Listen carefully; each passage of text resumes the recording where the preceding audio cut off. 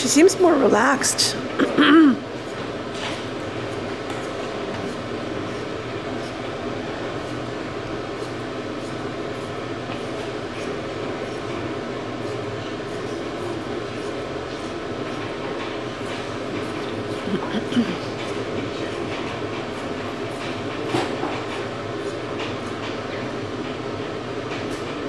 You know, there's one thing different with blade shearing. They're always pushing the sheet together.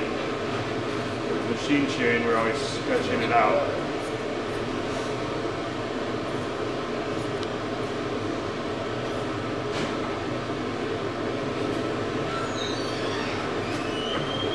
Belly still comes off.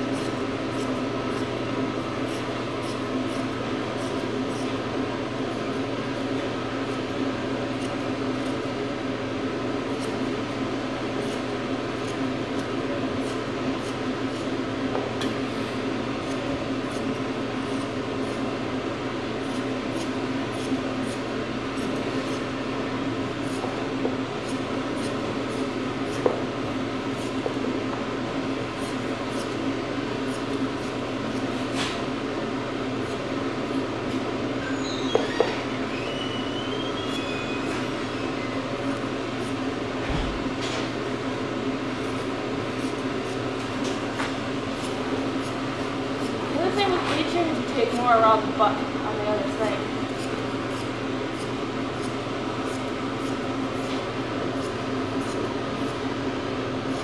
And this was really scary to learn because you're shearing blind.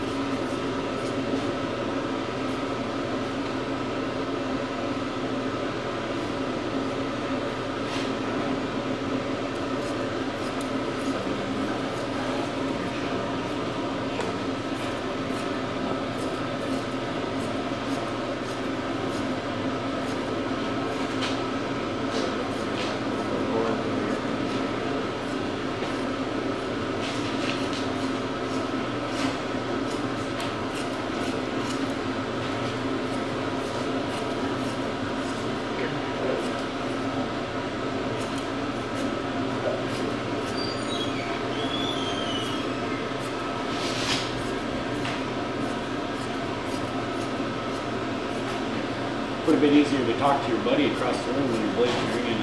Yep. Yeah, you started talking to the sheep funny, everybody here too.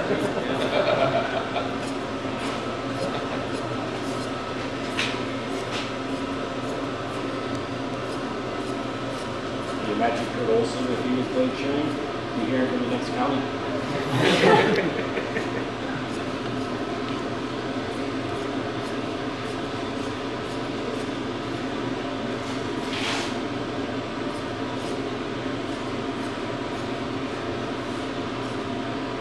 Imagine how your hand will feel after a whole day of blade shearing.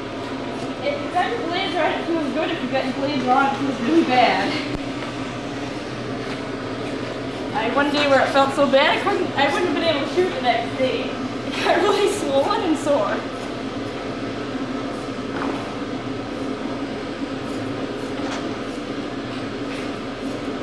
She's not fighting her at all. She's just having a good old time. That's amazing.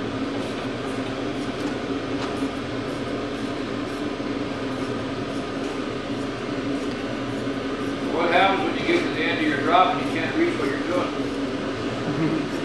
That means your blades went flying across the other side of the room, and that's a problem.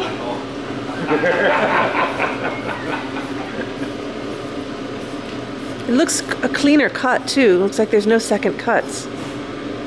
Professional guys and smaller guys can do it in 2 holes, but I had to end up doing 3 along the back. I'm doing it one more here. My hand is that strong to take all that money. You still make second cuts and blades. Oh yeah, just not as many. And it takes more work because your hand gets more sore. You're putting the same area twice.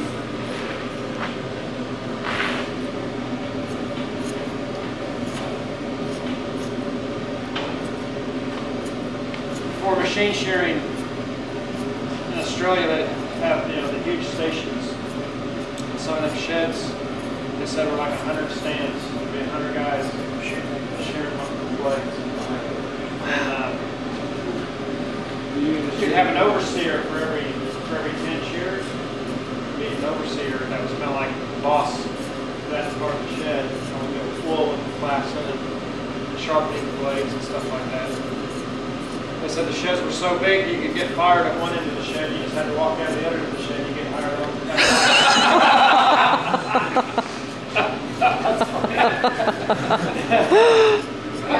Scott here,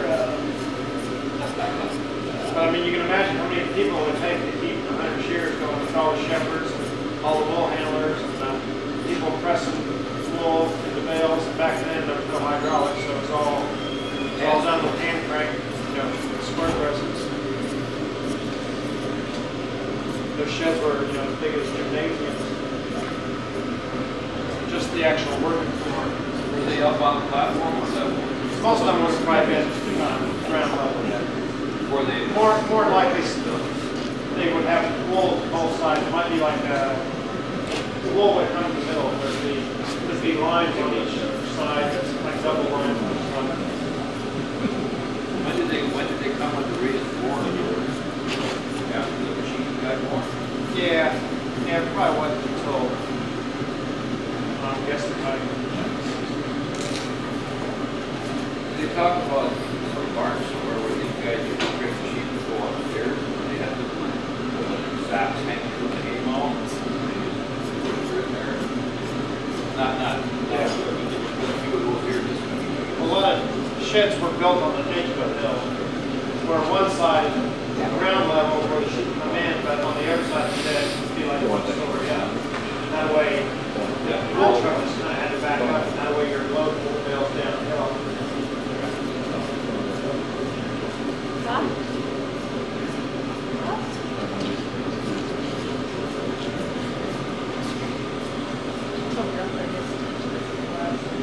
The main reason the union started in Australia was to take the power away from the shearers, because the shearers owned the blades. And the farmers were trying to break the union. And so they said, well, if we just come up with machine shearing, then anybody can shear. It won't be an art anymore, So that's when the farmers put in their own machines, and they own the hand pieces even, and they own the blades. Oh my. Let him up.